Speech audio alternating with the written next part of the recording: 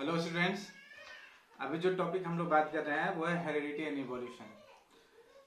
आप लोगों को इससे पहले वाला जो वीडियो मैंने बनाया था उसमें आप लोगों को थोड़ी समस्या आई और आप लोगों को उतना समझ में नहीं आया, इसलिए जो पिछले क्लास में हम लोगों ने डिस्कस किया था उसको फिर से हम लोग अभी एक बार डिस्कस करेंगे ताकि आप लोगों को अच्छे से समझ में आ जाए। प्रॉब्लम क्या है कि थोड़ा सा वो फील नहीं आ रहा है क्योंकि आप लोग सामने है नहीं। आप लोग सामने रहते हैं तो फिर आपके चेहरे पे लिखा रहता है किसको समझ में आया किसको समझ में नहीं आया, और इसकी वजह से हम पकड़ लेते हैं कि चलो इसको एक बार और भी रिपीट करना है या नहीं करना है, लेकिन आप लोग चूंकि सामने में नहीं है इस वजह से थोड़ा सा ये समस्या हो रही है। चलिए हम लोग इसको रेक्टिफाई करने की कोशिश करेंगे। तो सबसे पहले हम लोग बात करेंगे, इससे पहले मैंने मेंडल्स के बारे में बात कर लिया है, ठीक है। और आगे जो हम लोग अभी बात कर रहे हैं वही मेंडल का ही जो वर्क था उसी को आगे समझने का प्रयास करेंगे। अब मेंडल का जो वर्क था उस वर्क के अकॉर्डिंग है ना हेरिडिटी को हम लोग समझने का प्रयास करेंगे। कुछ लोग बोल रहे हैं कि सर वेरिएशन नहीं बताया, तो ये सभी बात हम लोग करेंगे आपको जब इवोल्यूशन में आएंगे तब वहाँ पे हम लोग अभी ये पहले हम लोग मेंडलिज्म को समझ लेंगे, उसके बाद जब आएंगे हम लोग इवोल्यूशन को समझेंगे तो वहाँ पे हम लोग वेरिएशंस की बात करेंगे। ऐसे जो ट्रेट क्या होता है आप लोग जानते हैं, है ना। ट्रेट मीन्स कैरेक्टरिस्टिक्स, है ना। जैसे कि हो गया आई कलर हो गया, हेयर कलर हो गया, ये सभी क्या है आपका ट्रेट है, कैरेक्टर है ना। कोई टॉल है कोई शॉर्ट है, तो ये सभी क्या है आपका कैरेक्टरिस्टिक्स है, ये इसी को ट्रेट बोलते हैं हम लोग, ठीक है। तो सबसे पहले हम लोग इस बात को समझें कि पिछले क्लास में हम लोगों ने समझने का प्रयास किया था कि हेरिडिटी क्या है, ठीक है। तो हेरिडिटी में हम लोगों ने क्या डेफिनेशन दिया था, हम लोगों ने ये बताया था कि heredity is the transfer of different characters. Heredity is the transfer of different characters, मतलब अलग अलग जो कैरेक्टर है from one individual to other individual में जो उसका जो पेरेंट है उसमें जो ये जो ट्रेट है जो कैरेक्टर्स है वहां से उसके ऑफ स्प्रिंग में वो कैरेक्टर ट्रांसफर होते हैं। यही जो ट्रांसफर ऑफ डिफरेंट कैरेक्टर्स है और ट्रेट है उसी को हम लोग बोलते हैं क्या, हम लोग हेरिडिटी, ठीक है। So we can say transfer of different characters और trait like eye colour, shape of nose, है ना, हाइट, है ना, complexion from parents to the offspring is called heredity, ठीक है। इसी को हम लोग हेरिडिटी बोलते हैं। हम लोग बोलते हैं ना कि जैसे कोई है तो हम लोग बोलते हैं ये अपने माँ पे गया है या अपने बाप पे गया है, तो ये ऐसा हम लोग बोलते हैं। क्यों बोलते हैं? क्योंकि ये हेरिडिटी की वजह से, मतलब उसका कुछ कैरेक्टर मिलता है किससे, पेरेंट्स से। तो हम लोग बोलते हैं ये जो है ना इसका नाक अपने पापा की तरह है, या फिर इसका आंख जो है ये इसके दादा की तरह है ना। या फिर हम लोग बोलते हैं इसका जो फेस का कटिंग है वो इसके नाना की तरह है। तो ये कैसे पॉसिबल हुआ है? हेरिडिटी की वजह से, है ना। हम लोग बोलते हैं ना कि ये हेरिडिटी कैरेक्टर है। जैसे आप किसी को मान लीजिए हो जाता है डायबिटीज होता है, अब किसी को अर्ली स्टेज में डायबिटीज हो गया, उसके नाना जी को भी डायबिटीज था, तो हम लोग बोलते हैं ना कि अच्छा तुमको डायबिटीज इतना जल्दी क्यों हो गया, तो बोलते हैं ये मेरा हेरिडिटी में है इस वजह से हो गया।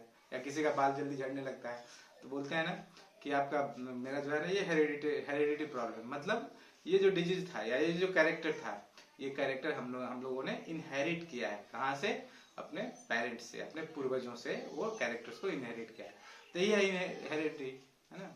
अब जो तो इसका हेरिडिटी का मतलब आप लोग समझ चुके होंगे। हेरिडिटी मतलब क्या हो गया? Transfer of different characters from parent to the offspring is called heredity, ठीक है।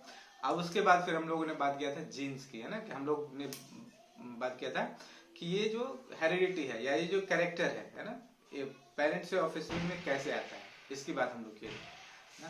तो जीन को समझने तो ये जो कैरेक्टर्स है वो कैसे ट्रांसमिट होता है, किसके थ्रू ट्रांसमिट होता है, तो वो होता है जीन के थ्रू। अब ये जीन है ना, जीन क्या है, कहाँ पे होता है ये, तो इसको समझने के लिए हम लोगों ने बात किया था कि हम लोग जानते हैं कि सेल है आपके पास, है ना। एक सेल है, सेल लाइन में हम लोगों ने पढ़ा था। तो एक सेल है उसका एक सेल मेम्ब्रेन होता है ना, ये सेल मेम्ब्रेन है। पॉज कर दे, चालू कर। तो जीन्स के बारे में हम लोग बात किए थे ना। तो हम लोग जानते हैं सेल के बारे में हम लोगों ने पढ़ा है। तो सेल क्या था, इसको हम लोग बोलते हैं क्या, सेल को क्या बोलते हैं? स्मॉलेस्ट जो लाइफ का एंटिटी है वो, जिससे मिलकर के सारा, चाहे वो प्लांट हो चाहे एनिमल हो, वो सारे के सारे, चाहे मल्टी सेलुलर कोई भी ऑर्गेनिज्म हो, सब सारे के सारे बने हुए किससे? सेल से। इस सेल का जब हम लोगों ने स्ट्रक्चर के बारे में, सेल के बारे में जब स्टडी किया था, उसमें हम लोग जानते थे एक सेल था, उसका एक सेल मेम्ब्रेन था, आउटर मेम्ब्रेन था, उसको हम लोग सेल मेम्ब्रेन बोले, है ना। उसके अंदर में क्या था, साइटोप्लाज्म था, और उसके साथ साथ क्या था आपका, सेल ऑर्गेनेल्स थे, है ना। अब cell organelles, different cell organelles थे, डिफरेंट सेल ऑर्गेनेल्स में एक सेल ऑर्गेनेल्स आपका क्या, न्यूक्लियस था ना। अब इस न्यूक्लियस में जब हम लोग अंदर गए थे तो हम लोगों ने क्या देखा था, न्यूक्लियस में बहुत सारा थ्रेड लाइक स्ट्रक्चर है ना, थ्रेड लाइक स्ट्रक्चर था, है ना। और उस थ्रेड लाइक स्ट्रक्चर को हम लोगों ने क्या बोला था, क्रोमैटिन बोला था, है ना।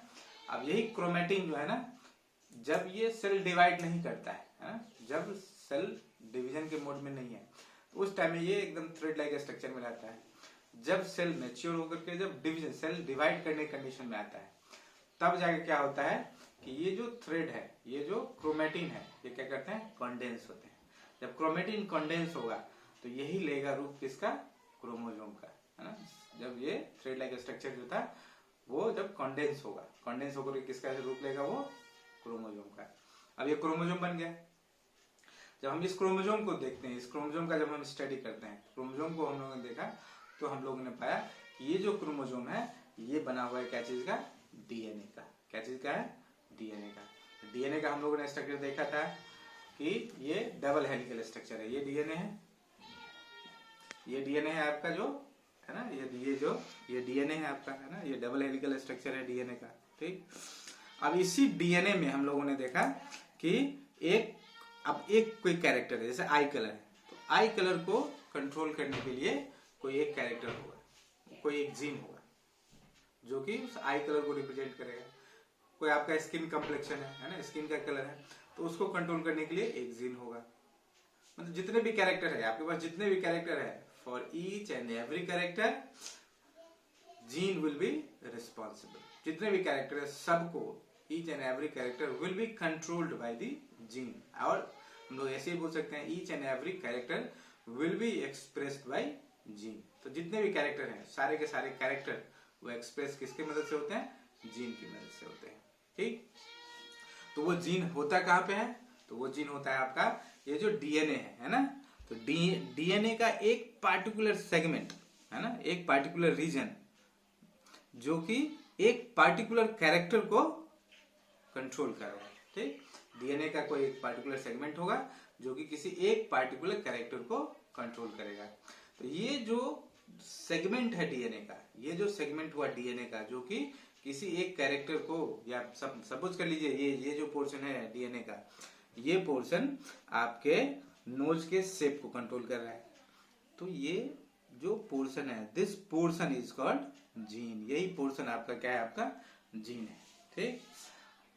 तो अब हम लोगों ने देखा ना, कहां से, सेल से आए न्यूक्लियस, न्यूक्लियस से आए क्रोमेटिन, क्रोमेटिन से क्रोमोसोम, क्रोमोसोम से डीएनए, और डीएनए में छोटा पार्ट क्या है, एक पोर्शन है जो कि जिसको हम लोग क्या बोल रहे हैं, जीन बोल रहे हैं, ठीक। तो हम लोग बोल सकते हैं gene is the smallest unit of heredity. अब यही जीन जब, या डीएनए का यही सेगमेंट जब वन पेरेंट से दूसरे पेरेंट में ट्रांसमिट होगा, तो वो उस कैरेक्टर को, जिस कैरेक्टर के लिए ये जीन रिस्पॉन्सिबल है, उस कैरेक्टर को ऑफस्प्रिंग में एक्सप्रेस करेगा। तो यही जीन है, ठीक है। और यही जीन जो है रिस्पॉन्सिबल है किसके लिए, controlling of each and every character. तो हम लोग बोल सकते हैं ये जीन जो है वो क्या है, ये डीएनए का एक पार्ट है, एक हिस्सा है ना। चलिए अब ये डीएनए के फिर चलिए अब और ज्यादा आपको इसमें समझाएंगे तो आप कंफ्यूज करने लगेंगे। ऐसे आप लोग इतना सिर्फ सुन लीजिए कि ये जो डीएनए है ये बना होता है किसका, पॉलीन्यूक्लियोटाइड का, ठीक। और अब ये कंडेंस कैसे होते हैं, तो डीएनए में जब हिस्टोन प्रोटीन, जिसकी बात हम लोग कर चुके थे क्लास 8 में जब हम लोग क्रोमोसोम पढ़े थे, तो डीएनए जो क्रोमोसोम जब बनाता है तो कैसे बनता है, डीएनए में हिस्टोन प्रोटीन होता है, वो हिस्टोन प्रोटीन जब बाइंड करेगा तो वो कंडेंस होकर के कंडेंस्ड क्रोमेटिन बनाएगा, वही कंडेंस्ड क्रोमेटिन क्या आपका क्रोमोसोम है, ठीक है। चलिए तो इतनी बात आप लोग समझ गए, जीन कहाँ पे होता है ना, जीन को आप लोग समझ गए, जीन किसको बोले, ठीक। इतनी बात आप लोग समझ गए। अब हम लोग बात करते हैं कि जीन के बारे में, जीन का कुछ जो कैरेक्टर्स है। तो जीन टर्म सबसे पहले दिया था किसने, एक साइंटिस्ट थे जिसका नाम है जोहानसन ने सबसे पहले जीन टर्म को दिया। जीन का दूसरा कैरेक्टर क्या है, it is the smallest unit of heredity. मतलब ये जो कैरेक्टर का ट्रांसफर है ना, कैरेक्टर का जो ट्रांसफर है फ्रॉम पेरेंट टू ऑफस्प्रिंग, तो इसका जो सबसे छोटा यूनिट है वो कौन है, जीन है। ठीक, तो जीन तो हम लोग बोल सकते हैं कि जो सबसे छोटा यूनिट है हेरिडिटी का वो कौन है, जीन है। अब ये जीन कहाँ पे था आपका, डीएनए पे था, तो हम लोग बता सकते हैं कि it is the part of DNA. ये किसका पार्ट है, जीन किसका पार्ट है, डीएनए का पार्ट है। ठीक है, चलिए इतना ही, ज्यादा कुछ नहीं इसमें बात करेंगे ताकि आप लोग कंफ्यूज नहीं हो। पहले हम लगता है मैंने लोकस के बारे में बात कर दिया, पॉलीन्यूक्लियोटाइड के बारे में बात कर दिया, इसकी वजह से शायद आप लोग थोड़ा कंफ्यूज हो रहे थे। चलिए तो अभी इतना ही, आपको इतना ही जानना है। थोड़ा सा एक्स्ट्रा हम देने के प्रयास कर रहे थे, लेकिन चूंकि हम लोग ऑनलाइन नहीं है, आमने सामने नहीं है, तो इसकी वजह से ज़्यादा आपको अगर कुछ समझ में नहीं आया तो आप पूछ नहीं पा रहे हैं, इसकी वजह से, और हम उसको एक्सप्लेन नहीं कर पा रहे हैं, इसकी वजह से कन्फ्यूजन बढ़ेगा। तो हम लोग जितना आपका सिलेबस है उसी को कवर करते हुए चलते हैं। ठीक है, चलिए तो आप लोगों ने जीन को समझ लिया। ठीक, अब यही जीन जो था ना, यही रिस्पॉन्सिबल था किसके लिए, आपका कैरेक्टर के ट्रांसफर के लिए, from one generation to other generation. ठीक है, अब जीन में हम लोग कुछ और बात करते हैं क्या, कि ये जो जीन जो होता है ना, जैसे हम लोग वो डीएनए का स्ट्रक्चर बनाया ना, डीएनए का स्ट्रक्चर बनाया ऐसे बनाते हैं डबल हेलिकल स्ट्रक्चर, ऐसे बनाते हैं डबल हेलिकल स्ट्रक्चर। तो अब ये हम बोल रहे हैं क्या, ये पार्ट जो है ना, this part of DNA is responsible for any character.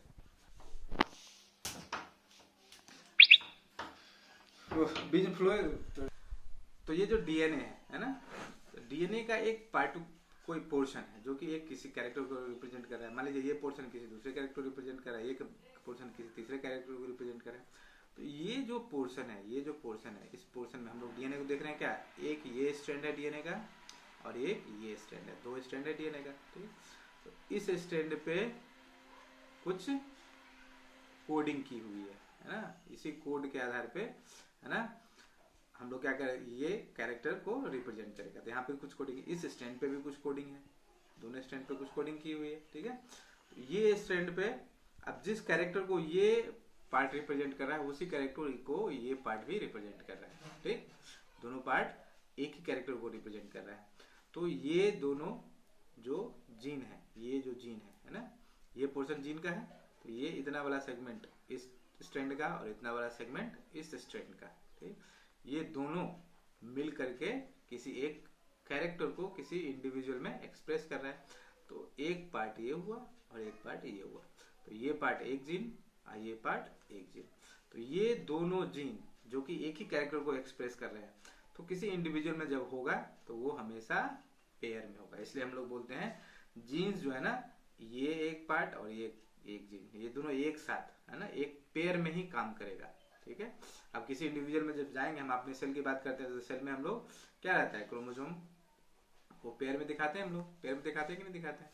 तो पेयर में दिखाने का मकसद क्या होता है कि जो इस इंडिविजुअल में जो कैरेक्टर, एक पार्टिकुलर कैरेक्टर के लिए जो जीन होगा वो पेयर में होगा है ना, और उस कैरेक्टर को रिप्रेजेंट करेगा। मान लीजिए इतना पार्ट किसी एक कैरेक्टर को रिप्रेजेंट कर रहा है, तो ये पार्ट है ना, ये दोनों मिल करके मैंने किसी कैरेक्टर को एक्सप्रेस करेगा। ठीक है, तो हम लोग इसलिए बोलते हैं कि जीन जो है ना हमेशा पेयर में काम करते हैं, इसलिए हम लोग बोलते हैं जीन्स वर्क इन पेयर, हमेशा जीन जो है। तो जब भी हम लोग अभी आगे जब जाएंगे मोनोहाइब्रिड क्रॉस डायहाइब्रिड क्रॉस की बात करेंगे, वहाँ पे देखेंगे हम लोग पहले गैमेट बनाएंगे, गैमेट बनाने के बाद फिर उसको फर्टिलाइजेशन करवाएंगे, फर्टिलाइजेशन के बाद क्या होगा, हम लोग देखेंगे कि ये कोई सेल बना है ना, तो उसमें ये दोनों जाएंगे। तो ये हमेशा हम लोग बोलते हैं क्या, जीन्स जो है ना हमेशा पेयर में काम करते हैं। ठीक है, अब इस जीन को रिप्रेजेंट कैसे करते हैं, तो जीन को हम लोग रिप्रेजेंट करते हैं लेटर्स के द्वारा। किसके द्वारा रिप्रेजेंट करेंगे, लेटर के द्वारा। ठीक है, और अगर कोई जीन है ना, मान लीजिए अब यहाँ पे ये जीन मान लीजिए हाइट की कोई रिप्रेजेंट कर रहा है, तो ये भी जीन हाइट को रिप्रेजेंट कर रहा है और ये भी जीन हाइट को रिप्रेजेंट कर रहा है। तो जो जीन है ना सेम कैरेक्टर को रिप्रेजेंट करता है, उसके लिए हम लोग सेम लेटर ही हम लोग उसको रिप्रेजेंट करने के लिए सेम लेटर का उपयोग करते हैं। फॉर एग्जाम्पल जैसे एक टॉलनेस है और एक ड्वार्फनेस है। ठीक है, ये दोनों किससे रिलेटेड है, हाइट से। ये टॉलनेस और ड्वार्फनेस क्या है, दोनों हाइट है, हाइट से ही कोई लंबा हो गया या कोई छोटा हो गया। ठीक, तो टॉलनेस और ड्वार्फनेस दोनों एक ही कैरेक्टर को रिप्रेजेंट कर रहा है, कौन सा कैरेक्टर को, हाइट को। ठीक है, तो ये जो कैरेक्टर है दोनों को हम लोग सेम लेटर से रिप्रेजेंट करेंगे, ठीक है। तो अगर एक लेटर अब डोमिनेंट रिसेसिव क्या है उसकी बात हम लोग आगे में करेंगे, ठीक है। तो इतना बात आप लोगों ने जीन के बारे में समझ लिया, ठीक है। तो जीन को इतना समझ लिया आपने। चलिए जीन के बारे में आपको काफी नॉलेज हो गई। अब ये आप समझ गए कि जीन क्या होता है। अब आगे बात करते हैं हम लोग, क्योंकि अभी हम लोग कुछ टर्म्स की बात कर रहे हैं, ठीक है। ये टर्म हम समझ जाएंगे तभी जाके आगे हमको समझ में आएगा, ठीक है। तो चलिए अब हम लोग बात करते हैं, एक और टर्म है जीनोटाइप और फिनोटाइप, ठीक है। ये दो टर्म है, जीनोटाइप और फिनोटाइप क्या होता है।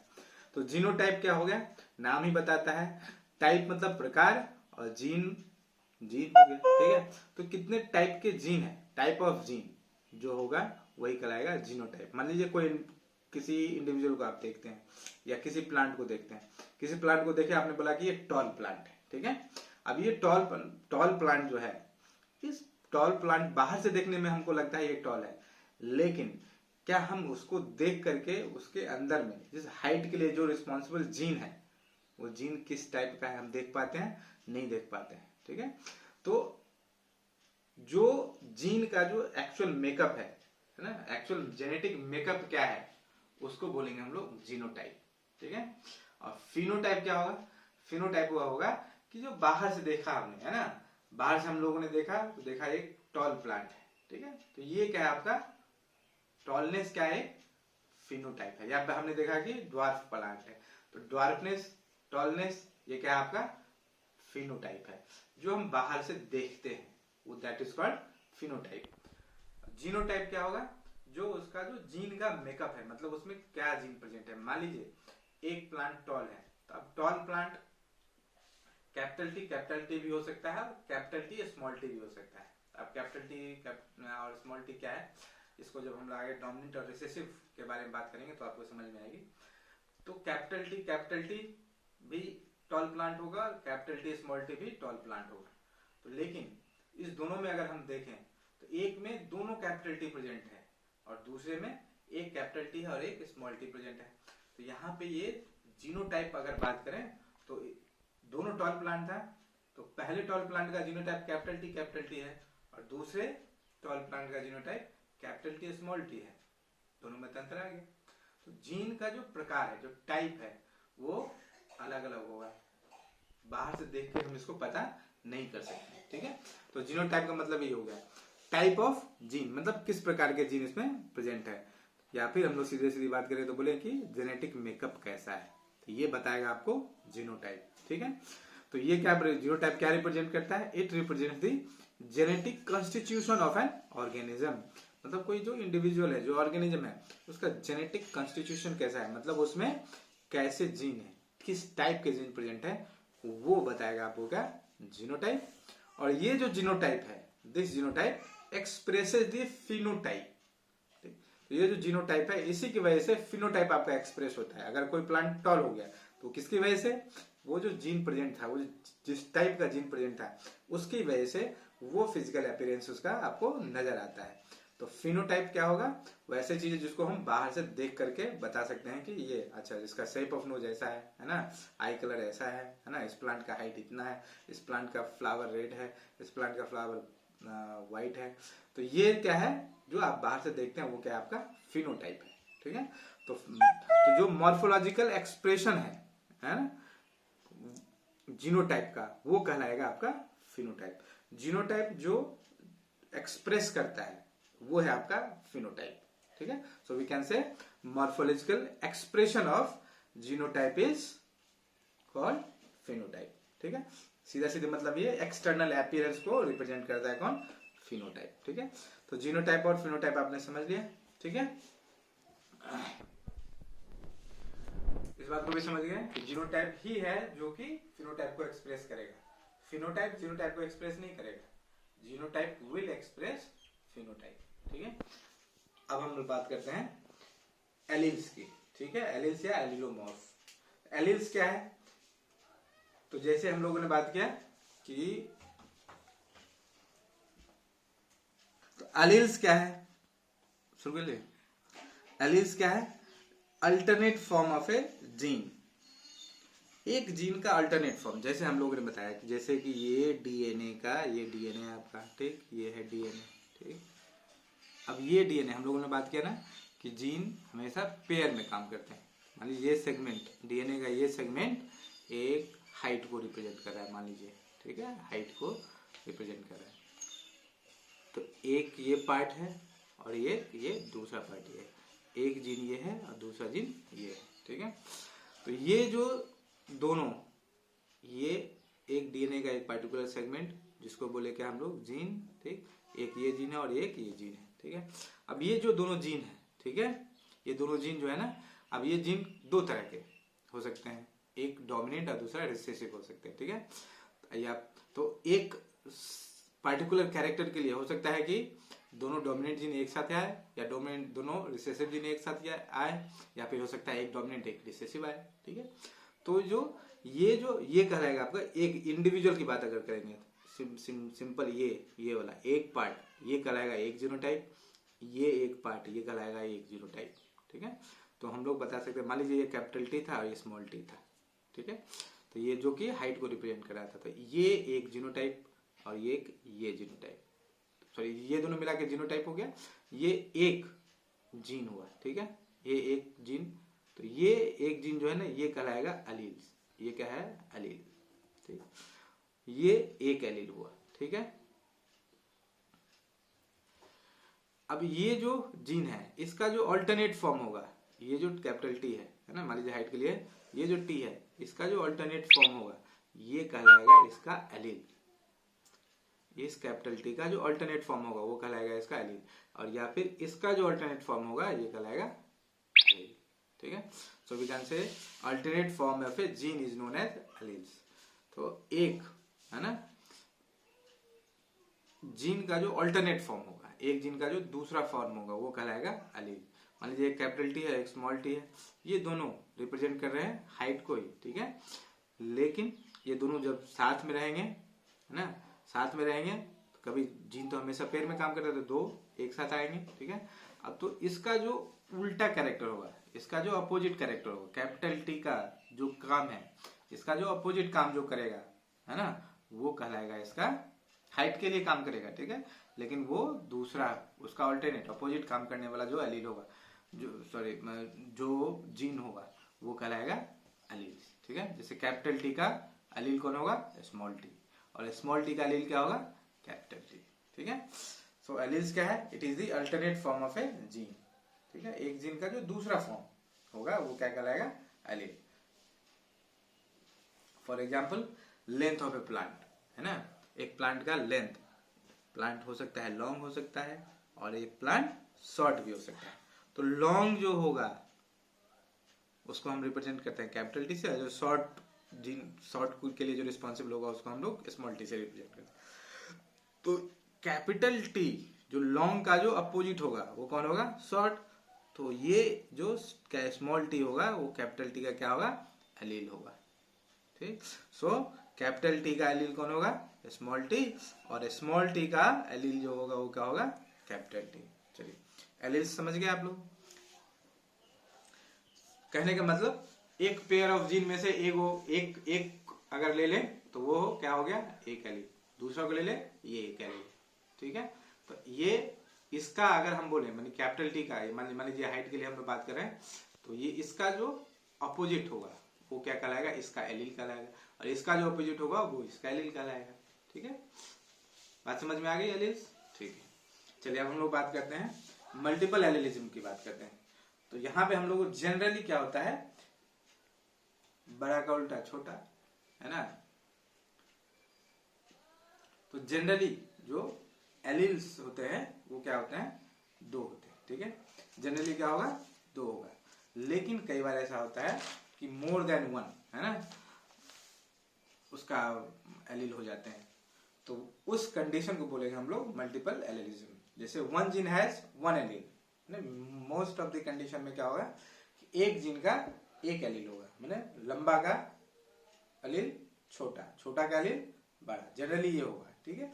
लेकिन कई बार ऐसा होता है कि एक एलील, एक जीन का मोर देन वन एलील हो गया, ठीक है। एक जीन का मोर देन वन एलील हो गया, इसी को बोलेंगे हम लोग क्या, मल्टीपल एलिलिज्म। जैसे आप इसका बेस्ट एग्जांपल है ब्लड ग्रुपिंग। ब्लड ग्रुपिंग में हम लोग क्या देखते हैं, ब्लड ग्रुपिंग में क्या होता है कि आपका ए ब्लड ग्रुप भी होता है, बी ब्लड ग्रुप भी होता है, ए बी भी होता है और ओ भी होता है, ठीक है। तो ये सारे के सारे क्या है, ब्लड ग्रुप को ही रिप्रेजेंट कर रहे हैं। लेकिन इसमें डिफरेंस क्या आ रहा है कि अब जैसे हम लोग वहां पे कॉन्ट्रास्टिंग कैरेक्टर्स देख रहे थे कि हाइट में एक लंबा एक छोटा, ये हम लोग कैरेक्टरिस्टिक देख रहे थे, ठीक है। लेकिन यहाँ पे हम लोग देख रहे हैं क्या, जो ब्लड ग्रुप में है ए भी है, बी भी है, ए बी भी है और ओ भी है, ठीक है। तो ये जो कंडीशन आएगी, कुछ जीन ऐसे हैं जिसका मोर देन वन एलील है आ जाएगा, तो उसको बोलेंगे क्या हम लोग, मल्टीपल एलिलिज्म। एलील समझ गए आप लोग, एलील मतलब एक जीन का अपोजिट जो होगा जीन होगा, alternate form of a gene. इस जीन का जो अल्टरनेट फॉर्म होगा वो क्या कहलाएगा, एलील, ठीक है। तो जनरली एक जीन का अल्टरनेट फॉर्म एक है, लेकिन कई बार ऐसा होता है कि एक जीन का alternate form more than one है, तो इसको बोलेंगे हम लोग क्या, मल्टीपल एलिलिज्म। जैसे कि ब्लड ग्रुप में है ना, ब्लड ग्रुपिंग में क्या है, आई ए ब्लड ग्रुप है, ठीक है। तो ये है आपका ब्लड ग्रुप ए के लिए आई बी होता है ब्लड ग्रुप बी के लिए, और आई ओ होता है ब्लड ग्रुप ओ के लिए, ठीक है। तो ये एक ही जीन का अल्टरनेट फॉर्म है, तीन अल्टरनेट फॉर्म हो गया, एक आई ए, एक आई बी, एक आई ओ। तो एक जीन का मोर देन वन जब अल्टरनेट फॉर्म हो जाए या मोर देन वन एलील हो जाए, तो इसको बोलेंगे हम लोग क्या, मल्टीपल एलिलिज्म, ठीक है। इतनी बात हम लोगों ने समझ लिया, मल्टीपल एलिलिज्म समझ गए। अब आते हैं हम लोग एक टर्म समझेंगे, होमोजाइगस और हेटेरोजाइगस समझेंगे, ठीक है। तो होमोजाइगस किसको बोलेंगे, तो होमोजाइगस नाम ही बताता है, जाइगस मीन्स जायगोट, ठीक है। अब हम लोग इतना तो जानते हैं, जो सेक्सुअल रिप्रोडक्शन में क्या होता है, सेक्सुअल रिप्रोडक्शन में क्या होता है, पेरेंट्स जो है ना क्या करते हैं, गैमिट प्रोड्यूस करते हैं, गैमिट प्रोड्यूस करते हैं, ठीक है। अब ये जो गैमिट कैसे बनता है, इस बात को हम लोगों ने पहले डिस्कस किया है। सेल डिवीजन दो तरह का होता है, सेल डिवीजन कितने तरह का, दो तरह का, एक होता है माइटोसिस और दूसरा होता है मियोसिस, ठीक। माइटोसिस में जो क्रोमोसोम नंबर होता है वो जितना पेरेंट में है ना, माइटोसिस में क्या होता है, माइटोसिस में क्रोमोसोम नंबर क्या रहता है, सेम रहता है, किसमें, ऑफ स्प्रिंग में, जैसा कि पेरेंट में था, ठीक है। तो जितना क्रोमोसोम नंबर पेरेंट में था उतना ही ऑफ स्प्रिंग में जाता है, ठीक है। मान लीजिए एक ये सेल है, इसमें मान लीजिए ये दोनों ये क्रोमोसोम है इसका, इससे एक सेल से दो सेल जब बनेगा तो नया जो सेल बनेगा उसमें भी क्रोमोसोम नंबर सेम रहेगा। मान लीजिए दो क्रोमोसोम इसमें था, दो क्रोमोसोम जो नया सेल बनेगा उसमें भी जाएगा, दोनों में। तो ये है आपका माइटोसिस। दूसरा है आपका मियोसिस। मियोसिस में क्या होता है, ये एक पेरेंट सेल है, मान लीजिए इसमें दो क्रोमोसोम है, इससे जो सेल डिवाइड होगा है ना, इससे जो सेल डिवाइड होगा तो एक सेल में एक क्रोमोसोम जाएगा, दूसरे में एक क्रोमोसोम जाएगा। तो यहाँ पे क्या हो रहा है, क्रोमोसोम नंबर हाफ हो रहा है, तो इसको हम लोग क्या बोलते हैं, मियोसिस। तो यहाँ पे ये जो सेल है वो डिप्लॉइड सेल है, यहाँ पे ये जो सेल क्या होता है, हैप्लॉइड हो जाता है। ये सेल कैसा हो गया, हैप्लॉइड, इसमें क्रोमोसोम नंबर आधा हो गया। तो जब गैमिट बनता है ना, तो गैमिट बनता है किसकी वजह से, मियोसिस की वजह से, है ना। तो मियोसिस की वजह से जब गैमिट बनेगा तो इसमें गैमिट्स में क्या होगा, क्रोमोसोम नंबर आधा रहेगा, है ना। पेरेंट से क्या होगा, आधा हो जाएगा, किसमें, गैमिट में, ठीक। अब गैमिट एक दो तरह का, एक मेल गैमिट, दूसरा फीमेल गैमिट। मेल और फीमेल गैमिट जब, मेल गैमिट और फीमेल गैमिट जब क्या करेंगे, फ्यूज करेंगे। मेल गैमिट जब फीमेल गैमिट से फ्यूज करेगा तो क्या बनाएगा, ये जाइगोट बनाएगा, ठीक है। ये बनाएगा आपका जाइगोट, ठीक। तो ये जो जाइगोट है, अब इसमें फिर 2n हैप्लॉइड नंबर इधर से आया, हैप्लॉइड नंबर इधर से आया, इधर बन गया डिप्लॉइड, ठीक है। चलिए, तो ये जो जाइगोट है ना, जाइगोट में अगर है ना, ये होमोजाइगस कंडीशन किसको बोलेंगे, नाम बताता है जाइगस टर्म जाइगोट के लिए, होमो मीन्स आइडेंटिकल, मतलब कहने का मतलब कि ऐसा सेल है ना, ऐसा जाइगोट जिसमें कि दो जो जीन है ना, ये दो जीन होगा, है ना, हर एक कैरेक्टर के लिए दो जीन होगा। तो ये जो दो जीन है वो कैसा है, दोनों बिल्कुल सेम है, एक जैसा है, एक ही टाइप का जीन। जैसे अगर कैपिटल टी एक है, दूसरा भी कैपिटल टी भी, ठीक है। तो आइडेंटिकल अगर है ना, जीन्स, दोनों जीन्स कैसे हो, सेम हो, तो वो कहलाएगा आपका होमोजाइगस। फॉर एग्जाम्पल, अगर एक सेल में है कैपिटल टी और कैपिटल टी, दोनों जीन, है ना, हाइट के लिए मान लीजिए कोई एक कैरेक्टर लेके चलते हैं हम लोग हाइट को, तो हाइट के लिए अगर एक जीन कैपिटल टी है तो दूसरा जीन भी अगर कैपिटल टी है, तो ये कहलाएगा आपको क्या, होमोजाइगस कंडीशन। कहने का मतलब जिसमें जो दोनों जो जीन है वो कैसा है, एक ही तरीके का, एक ही तरह का है, आइडेंटिकल है, ऐसे कंडीशन को बोलेंगे होमोजाइगस। दूसरा एग्जाम्पल जैसे कि स्मॉल टी, ये दोनों जीन हाइट को ही रिप्रेजेंट कर रहा है, लेकिन दोनों जी स्मॉल टी ही है ना। तो ये भी कंडीशन क्या हो गया, होमोजाइगस, ठीक है। हेट्रोजाइगस क्या होगा, हेट्रो मीन्स डिफरेंट, जाइगस पे टर्म जाइगोट के लिए। तो एक सेल जिसमें कि जो डिफरेंट जीन हो, एक ही तरह का दोनों जीन नहीं हो, किसी एक कैरेक्टर को एक्सप्रेस करने के लिए जो दोनों जीन है, किसी एक कैरेक्टर को एक्सप्रेस करने के लिए दो जीन होता है, ये जो दोनों जीन है वो दोनों जीन क्या हो, अलग अलग हो, मतलब उसका एलील्स हो, है ना। एक अगर कैपिटल टी है तो इसका एलील क्या होगा, स्मॉल टी। एक अगर कैपिटल टी है तो दूसरा क्या होना चाहिए, स्मॉल टी। ऐसा जब कंडीशन रहेगा तो इसको बोलेंगे क्या हम लोग, हेट्रोजाइगस। इसको क्या बोलेंगे, हेट्रोजाइगस। जैसे कि हाइट को अगर कंसीडर करें तो एक कैपिटल टी है और दूसरा स्मॉल टी है, ये है टॉल, ठीक, लेकिन कंडीशन है वो कैसा है, हेट्रोजाइगस कंडीशन। क्यों, ये दोनों जीन सेम नहीं है ना, आइडेंटिकल जीन नहीं है, ये दोनों जीन क्या है, अलग है। चलिए, तो होमोजाइगस और हेट्रोजाइगस समझ गए। मतलब किसी एक कैरेक्टर के लिए कितने जीन होते हैं, एक कैरेक्टर को एक्सप्रेस करने के लिए कितने जीन चाहिए, दो जीन, हर एक में होता है दो जीन। अब ये जो दो जीन है जो कि एक कैरेक्टर को एक्सप्रेस कर रहे हैं, ये दोनों जीन अगर सेम हो, आइडेंटिकल हो, तो ये कैसा कंडीशन कहलाएगा, होमोजाइगस, ठीक है। जैसे कि हाइट को रिप्रेजेंट करने के लिए मतलब एक जीन, ये भी कैपिटल टी है और ये भी कैपिटल टी है, ये दोनों हाइट को ही रिप्रेजेंट करेगा, ये दोनों मिलकर के हाइट को रिप्रेजेंट करेगा। अगर दोनों जीन कैपिटल टी आ गया तो ये कैसा कंडीशन है, होमोजाइगस।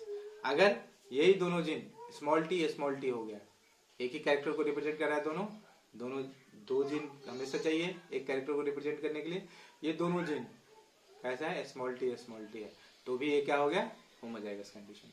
हेट्रोजाइगस कंडीशन क्या होगा कि जो दो जीन है जो कि एक कैरेक्टर को एक्सप्रेस कर रहे हैं, हाइट को एक्सप्रेस कर रहे हैं, ठीक, तो हाइट को ये दोनों जीन मिलकर के एक्सप्रेस कर रहे हैं, लेकिन यहाँ पे जो दो जीन है वो क्या है, डिफरेंट है, अलग है। ये जीन, ये मान लीजिए कैपिटल टी और ये स्मॉल टी है, तो ये कैपिटल टी स्मॉल टी क्या है, ये दोनों जीन अलग अलग है ना, इसका एलील्स है ना, एलील्स है किसका, कैपिटल टी का एलील है स्मॉल टी का एलील कैपिटल टी, तो ये क्या है, एलील है। तो ऐसा जब कंडीशन होगा तो ये कहलाएगा आपका हेट्रोजाइगस, ठीक है। जैसे कि मान लीजिए फ्लावर कलर है, ठीक है, फ्लावर कलर रेड है, पी प्लांट में जब हम लोग देखें तो एक फ्लावर रेड होता है, एक व्हाइट होता है, ठीक है। तो रेड फ्लावर कलर के लिए अगर हम देखें, रेड फ्लावर कलर है और वहां पे दोनों जीन कैसा हो, कैपिटल आर और कैपिटल आर ही हो, तो ये कैसा कंडीशन होगा, होमोजाइगस कंडीशन। अब मान लीजिए ये दोनों जीन व्हाइट फ्लावर के लिए अगर बात करें, अगर दोनों जीन इसमें कैसा हो, स्मॉल आर और स्मॉल आर हो, तो ये कंडीशन कैसा हो जाएगा, दोनों जीन एक ही तरह का, ये कंडीशन कैसा हो जाएगा, होमोजाइगस कंडीशन। अगर इसमें ऐसा हो जाए एक कैपिटल आर हो और दूसरा स्मॉल आर हो, तो ये क्या हो जाएगा आपका, हेट्रोजाइगस कंडीशन, ठीक है। तो होमोजाइगस हेट्रोजाइगस समझ गया। तो पिछले क्लास में जितनी बातें हम लोगों ने की थी लगभग उतनी बातों को हम लोग समझ लिया। एक और बात रह गई कि जाइगोट जो होता है, ठीक है, जाइगोट से पहले जो गैमेट बनते हैं ना, तो गैमेट जो होता है, तो गैमेट में तो हम लोग जानते हैं कि मियोसिस होता है, मियोसिस होने के बाद क्या होगा, जितना क्रोमोसोम नंबर था उसका आधा हो जाता है ना। तो क्रोमोसोम नंबर जब आधा हो जाएगा तो गैमेट में जो है एक ही जीन रहेगा, गैमेट में दोनों जीन रहेगा नहीं रहेगा। जैसे हम लोग बात किया, सेल है, ये एक क्रोमोसोम दूसरा क्रोमोसोम, ये नॉर्मल सेल था, ये जब सेल डिवाइड करेगा तो क्या होगा, क्रोमोसोम आधा आधा जाएगा। तो इसमें जो दो जीन था, दो क्रोमोसोम थे, एक इस सेल में गया दूसरा इस सेल में गया, अब दोनों में क्या होगा, एक एक ही जाएगा, है ना। तो जो पोर्शन मतलब ये एक कैरेक्टर को रिप्रेजेंट कर रहा था दोनों मिलकर के, इसका आधा इधर चला गया, आधा इधर चला गया, ठीक है। तो गैमिट में क्या होगा, एक ही जीन प्रेजेंट होगा, दो जीन नहीं प्रेजेंट होगा। तो ऐसे कंडीशन को बोलते हैं हम लोग हेमीजाइगस। तो जाइगोट में जो जीन होता है वहां का कैसा कंडीशन होगा, हेमीजाइगस। तो तीन टर्म हमने समझ लिया, होमोजाइगस, हेटेरोजाइगस और हेमीजाइगस। हेमीजाइगस क्या हो गया कि gametes are having only one gene, so it is this condition is called as hemizygous, ठीक है। एक पेयर में नहीं होगा गैमेट, गैमेट में एक ही होगा जीन, तो ये कंडीशन क्या कहलाएगा, हेमीजाइगस। चलिए आज के लिए इतना ही इस वीडियो में। फिर एक और वीडियो अभी हम बनाते हैं, तो उसके बाद हम आपको फिर पोस्ट करेंगे, जिसमें हम लोग डोमिनेंट रिसेसिव है की बात करेंगे। उसके बाद फिर हम उसमें बात करेंगे कि पनेट स्क्वायर क्या है, इस सब की बात करेंगे। तब जाकर के हम लोग बात करेंगे कि मेंडल ने जो क्रॉस कराया था, मोनोहाइब्रिड क्रॉस, डाइहाइब्रिड क्रॉस, और उसके बाद F1 जनरेशन में क्या आया है, F2 जनरेशन में क्या है, मोनोहाइब्रिड क्रॉस में क्या रेशियो आता है, डाइहाइब्रिड क्रॉस में क्या रेशियो आता है, इसकी बात करेंगे हम लोग अगले वीडियो में।